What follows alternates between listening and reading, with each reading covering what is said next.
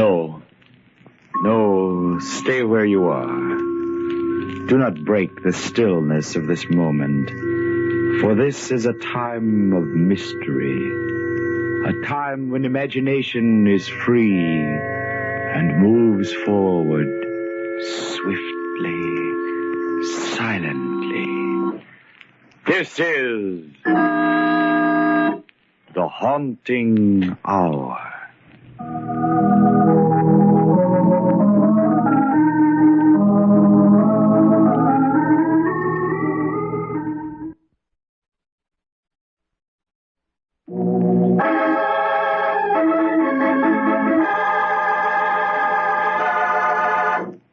The Old Men.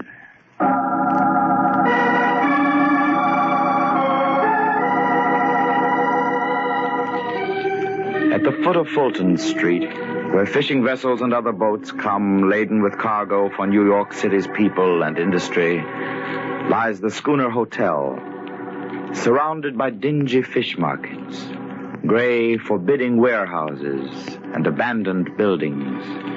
It overlooks the cobblestones of South Street. Many years ago, perhaps, it was the private mansion of some colonial merchant. Now, it houses only the old, the poor, and the unwanted. Retired sailors and fishermen, broken-down draymen, and those who have lived out their lives, but have not died. One foggy December evening, a shining black limousine glided to a stop in front of the hotel. Mrs. Ralph Hollister sat in the back, tense with shock and astonishment. Schooner Hotel. Snowden, are you sure this awful place is where my stepfather lives? Yes, ma'am. I checked the address with the detective. He said Mr. Stebbins had been here 3 months, ma'am. Snowden, wait here, please. If I need your help, I'll call you. Yes, ma'am. Funny the old gentleman coming back to where he started, isn't it, Mrs. Hollister? Oh, don't worry, Snowden. He won't be there for long.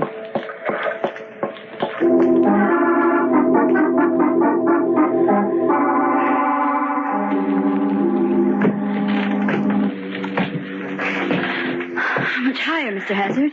Fifth floor. Practically there. Here it is, Mum. Be there, you old grave robber! What in the name of Sam Hill? Diana. Good evening, Father. Oh, yeah, Diana. Joe, I'd like you to meet my daughter, my stepdaughter. Diana, this walking corpse is Joe Hazard.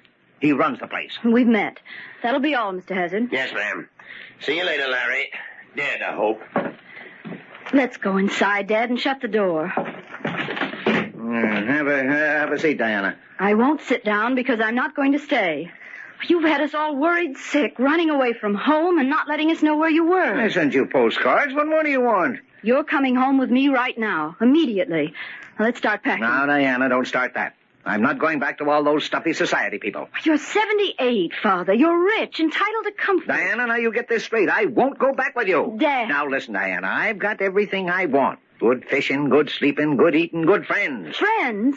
Those horrible old men? Yes, friends. And there's not one of us that doesn't look forward to the other's funeral.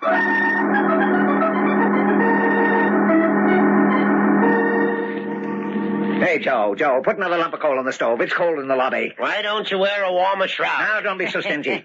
You won't be here much longer to enjoy your money. Huh? Look who's talking about money, Joe. The undertaker told me that Stebbins was in price in a gold casket the other day.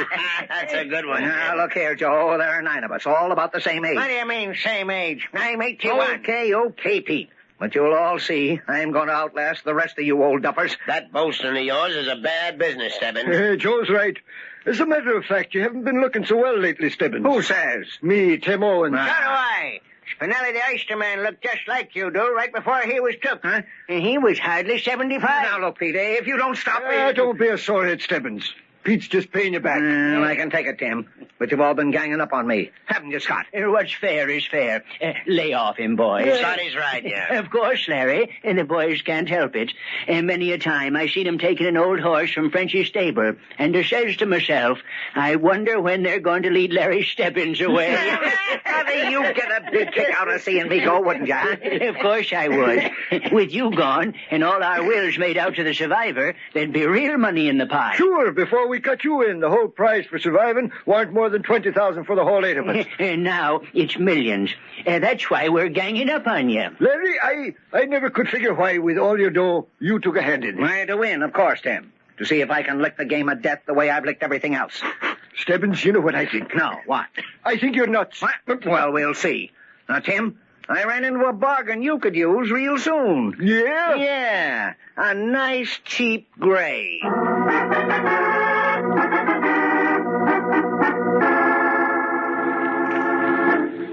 It was horrible, Ralph, and yet he absolutely refused to leave. But, Diana, we might as well face it. Your stepfather hasn't been happy living with us. But why must he stay in a place like the schooner? Oh, any other surroundings are too tame for him. He's always been a vigorous person. There's this morbid game they play. Oh, it's incredible. One night he said he climbed into bed and found a tombstone there with his name on it. Oh, it isn't human, Ralph. It isn't human. Oh, Diana. Now, darling, take it easy. Ralph, you've got to make him move. You've just got to. All right, Diana, but how? I don't know. You just must go down there with me and speak to him. No, I'm afraid speaking won't do any good, dear. We'll have to use force. All his life, Lawrence Stebbins has used force, and it's the only thing he understands.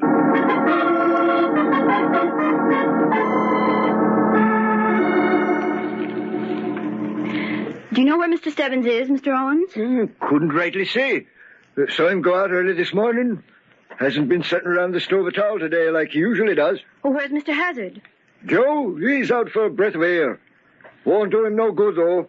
What do you mean? He's bound to go anyway. Ralph, don't listen to him. It's just that awful game.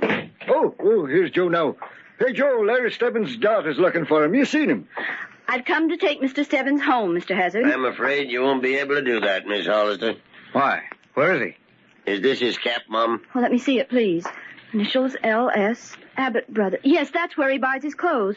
Yes, I think it is. I thought so. Some kids out there gave it to me. Where'd they find it? They said it belonged to a guy who jumped off the end of the pier. An old man like myself, they said. Suicide? That's what it looks like to me, mister. No, Ralph, it couldn't be. If there was one thing that Lawrence Stebbins wanted, it was to stay alive.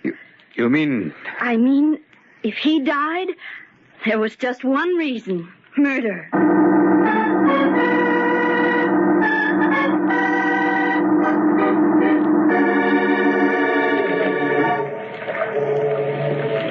Here it is, Fish Market Diner. Well, let's go in, Ralph. All right. But I still don't see why you're so suspicious.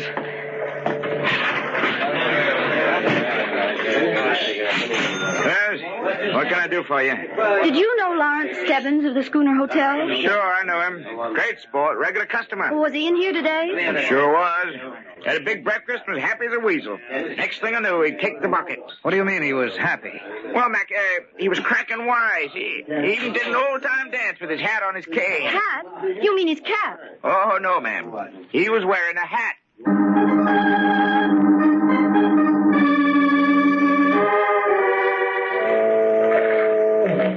If we just stand here opposite the hotel, we can watch who comes and goes without being seen in the dark. Diana, watch that door. Someone's coming now. Oh, you know him. That's Tim Owens. No, I can't see very well. We better get closer. Let's go over behind the loading platform on the next pier. All right. The light should show their faces better from there. Let's go. Made it. Ralph, look. Look where? Right behind me. Yes, there. Two of the old men. Pete Sanders and Charlie Hall. Both asleep. Yes. But they're not asleep. They're dead. Stone dead.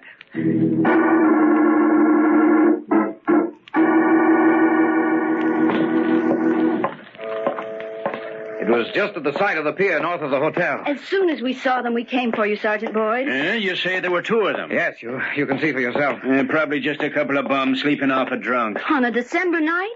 Besides, I'm sure they were Pete Sanders and Charlie Hall. They were dead, all right. We'll see. You're a little edgy about your stepfather's suicide, ain't you, ma'am? Oh, of course I am. Well, you could have made a mistake. You know, the police boat is still out there dragging the river. May take days to find him. Well, here we are. Now, we were standing just about here, weren't we, Diana? And the bodies were... The bodies? They're gone.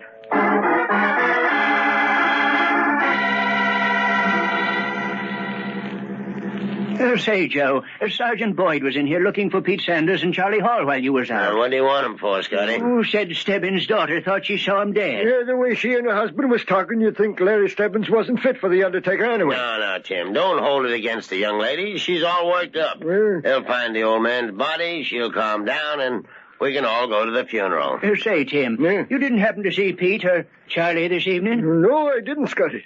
But I was out a while. Maybe Sullivan did. Wake up, Sullivan. Wake up.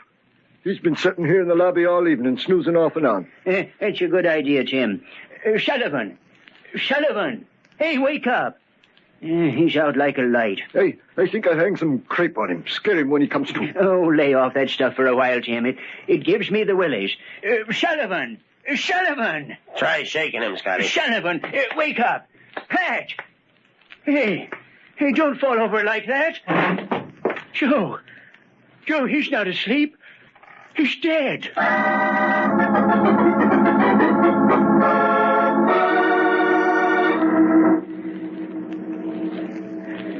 Diana, let's go home.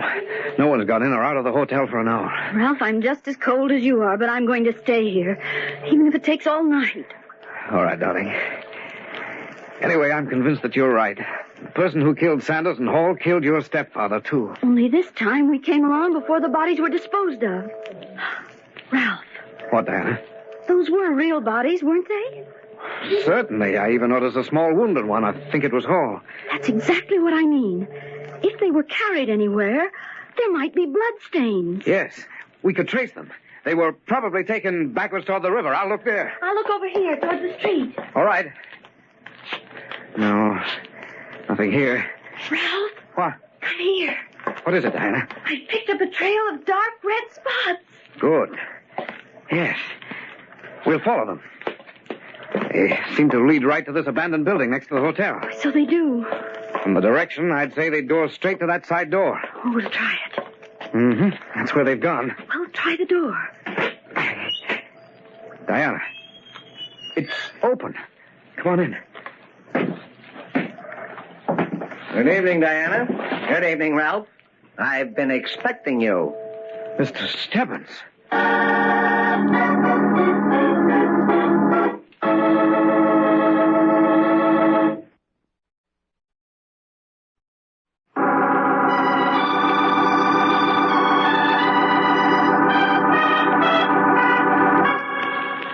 When Lawrence Stebbins disappeared from the shabby schooner hotel at the waterfront, the police and everyone else thought he had committed suicide.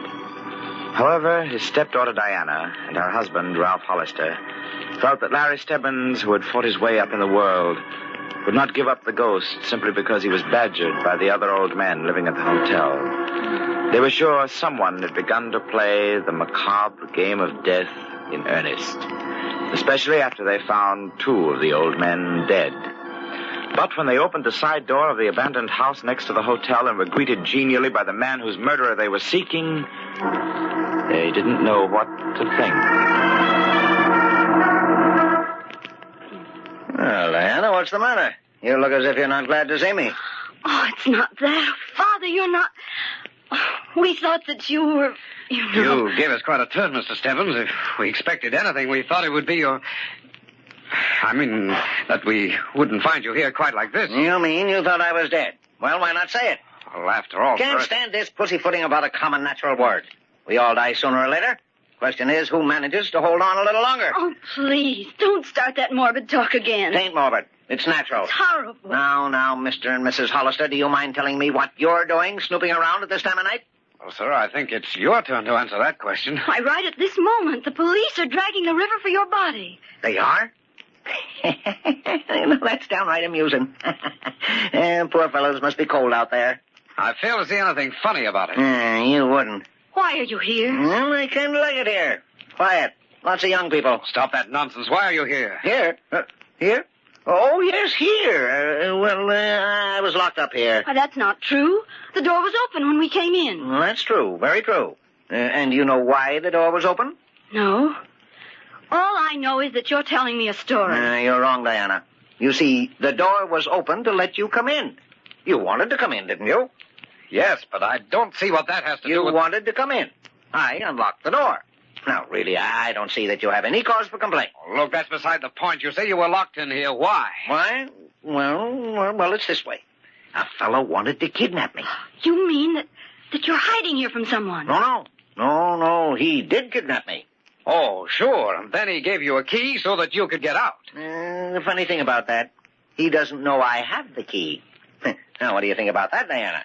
That's something, isn't it? Huh? If you've got a key, why don't you leave? No, couldn't do that. Next time he came around to check up on me, he'd miss me. Things just wouldn't work out right. Just who is this person? Who? Oh, yes, who? Joe Hazard. He forced me in here. Why? Figure he wanted me out of the way for a little while. What do you think? I think it's all a pack of lies. What do you mean? You don't have to stay down here 1 minute longer, and you're not going to. You're coming home with us right now. Now, wait a minute. Just who do you think you're bossing around? Oh, Ralph didn't mean anything, Father. It's only that this whole stupid affair has gone far enough. I told you I wasn't going uptown with you. All right, Diana, it's no use arguing. There's only one way to handle this. Grab his other arm and get him out of here. Let go of me. Come on, let go. Be careful, Ralph. Ever since I retired, you two have been trying to run me. Well, you're not going to any longer. No one in the world can run Larry Stebbins. Why, Lawrence Stebbins, what's come over you? Just come to my senses, that's all. I want to stay here, and nobody's going to tell me different. Now, get moving. What? Where to? You're going down the cellar, where you can't interfere. Turn left. Now, down those stone steps. Ralph, the bloodstains, they go this way. I can't believe it. I can't believe it. Be quiet, Diana. You wouldn't want to get me in trouble, would you? Now, you. Ralph, open that closet door. Ralph, the bodies, they're in here. Go ahead, get in there, both of you.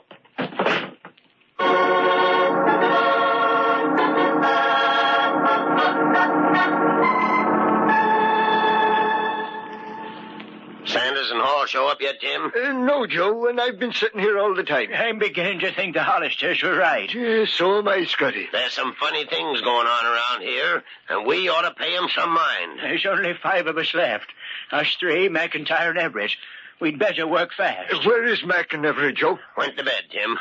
I told 'em they better stay down here, but they laughed and said I was nuts. Didn't they, Scotty? Mac said he was going upstairs to dream about my burial. I got sore as all heck. I can't stand that talk anymore after what's happened. Scotty, go upstairs and tell them to come down here. We ought to keep together. I'd feel safer if I knew you was all sitting here in the lobby. Okay, but they'll probably yell murder when I wake 'em. You know what I think, Tim? I think Stebbins' suicide was a put-up job. How do you figure that, Joe? Just got a feeling. The way the boys acted when they gave me his cap, like they was rehearsed. And then everything that's happened tonight. I tell you, I'm scared. I'm scared stiff. So am I. You fellas thought Stebbins was kidding about living longer, but he's not that kind of a guy. Look how he made his dough in the shipping business. What do you mean, Joe? Oh, like he said once, he always got what he wanted. He wouldn't stop at nothing. Never has. But murder, Joe, that's pretty terrible. I wouldn't put it past him, Jim. What's that? Well, it sounds like Scotty. Yo, Jim, I'm getting out of here. I'm getting out of here fast. What's up, Scotty? It's terrible, terrible. I went into the rooms and the beds was empty and the windows open. Where were they? I looked out the backyard and they was lying there, the 2 of them, in a heap. There's only us 3 left now, Joe. Boys, this is all Stebbins' work. Stebbins? Oh, Stebbins is dead. Joe was just telling me he thinks Larry faked this croaking. He's around somewhere, I tell you, and we're going to find him. Well, where do you think he is, Joe? I've got an idea. He's in the house next door. Then how would he get in here? Yeah, these used to be twin houses, Tim. There's a door in the cellar that connects them. Let's go and find out. I'll get my gun. I don't want to go there. Get the police. It's their job. There's no time to get the police, Scotty. Then let's get out of here. Let's go anywhere. Oh, he'll get us for sure if we stay here. Scotty, we've got to stick together. There's only 3 of us left now. Yeah, 3 of us and Stebbins.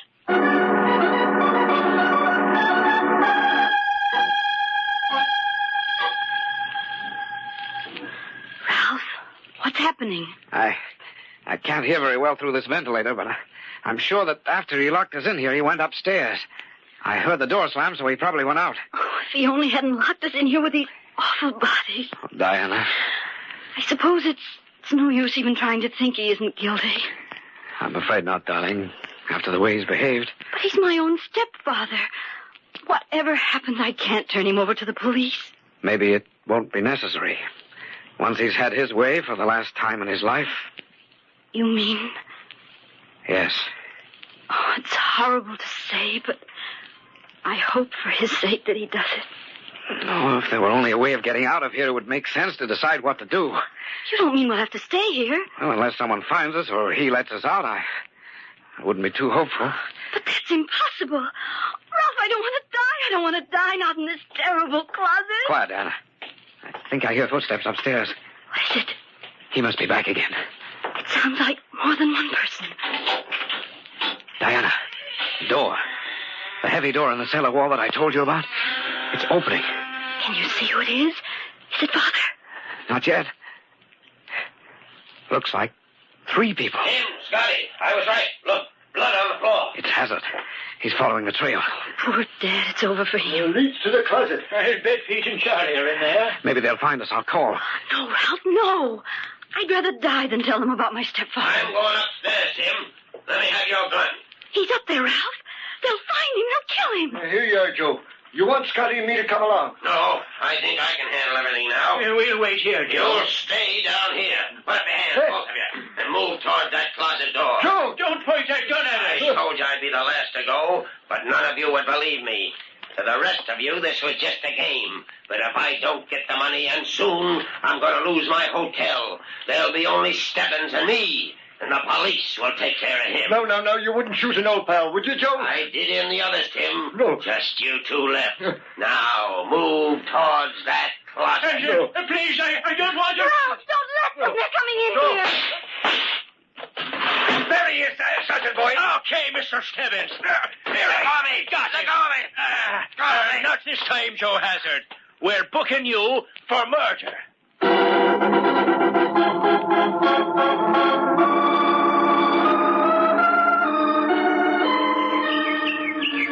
Nice sitting out here in the park, ain't it, stranger? Yeah, Pop. Don't call me Pop. You know who I am? No. Yeah, look at this clipping. Waterfront hotel keeper convicted for murder of 7 on testimony of Lawrence Stebbins, retired shipping magnate. That's me. Yes, sir, 7 murders, and there needn't have been any if I'd stopped Joe Hazard before he finished them off. Really? Yes, sir.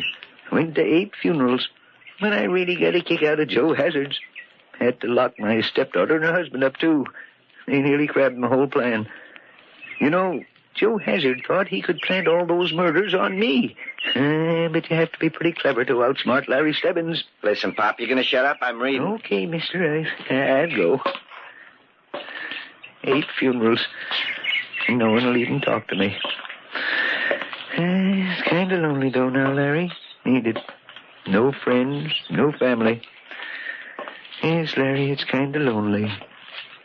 Like a tomb.